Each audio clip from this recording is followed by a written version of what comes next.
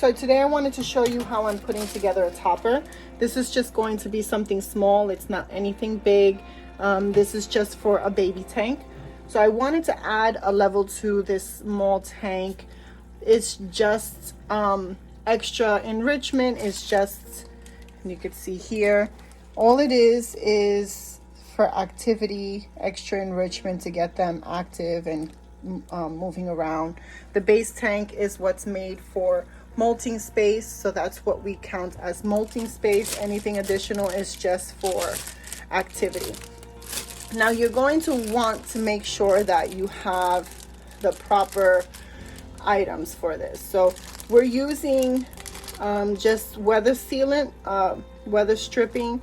I like to use maybe 1 inch. I didn't have the 1 inch, just, you know, I'm just using what I have in hand. So what I'm going to be doing, I already did 1 layer. You want to get the double-sided adhesive that has the tape. So you're just going to go over the rim of this, and you're going to cut to the sides. You're going to go all the way around. You want to make sure that when you're adding your topper, it's not a regular base tank. You want to be able to have access in and out of the tank, because if you do use anything other than an Exo Terra, that's what we use for the toppers are Exo Terra, because they have the front opening doors, which make things very easy to get in and out of the tank. If you do anything other than that, you're going to have a lot of condensation from the top, and it'll just create a rainforest effect. So you want to make sure that you're using an Exo Terra, which is the reptile tank, so it's front opening. You want to make sure that if you don't have the exact measurements for the topper, you're going to be adding the difference. If you're going to be adding wood or plastic, whatever it is that you're going to be adding to make up the difference, you want to make sure that it is exactly the space. You don't want any heat or humidity escaping from the tank. So we want to make sure that we're covering those ends. Okay, so with these Exo Terras, they have vents. You can see here. Now you want to make sure that you are sealing everything.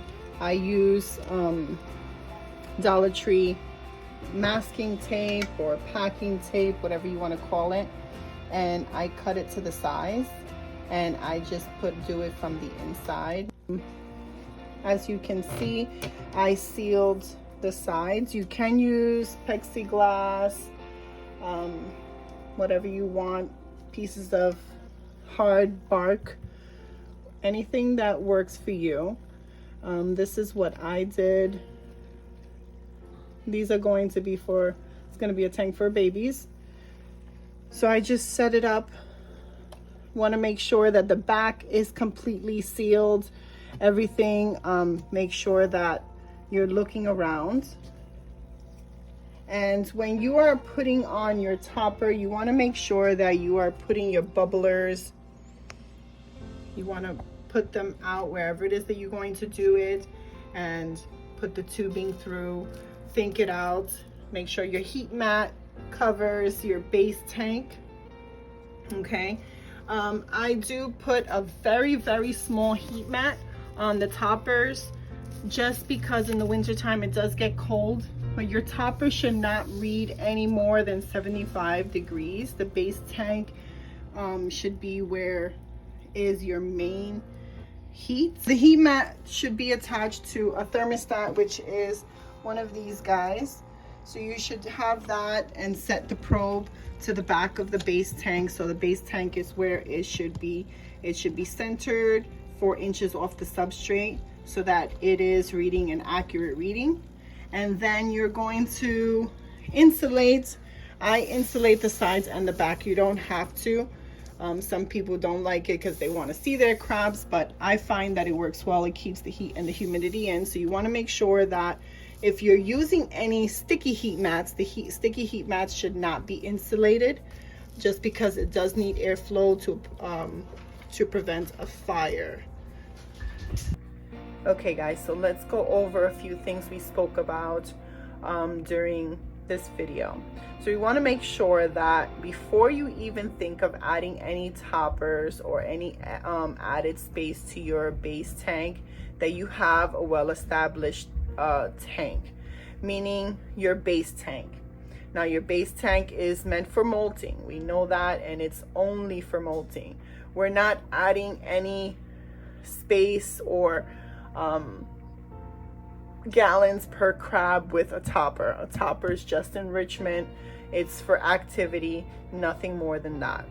This is what we're looking for: an established base tank, proper substrate, 5 parts children's play sand, 1 part cocoa fiber. You need at least 6 inches or 3 times the depth of your largest crab. So that needs to be thoroughly mixed completely. No dividing sand with cocoa fiber. You want a thorough mix. The reason for this is because we want to make sure that the crabs have safe molting. Now, in order for them to do that and for you to get the proper heat and humidity readings in your tank, you have to have the basics down. So now you want to make sure that you have proper heat and humidity. Purple pinchers are most comfortable in the low 80s, 80, 81, 82. That is what they like. Now, safe readings are 75 to 85. That is correct. But we want to make sure, we want to aim for the 80s, the low 80s. That is what they like. That is what they're most comfortable with. This is for heat and humidity.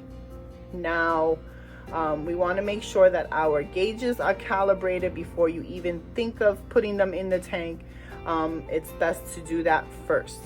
We should already know that. This should already be established. If you guys have any questions, please make sure to leave it in the comments. If you haven't already, please subscribe to my channel and like my videos.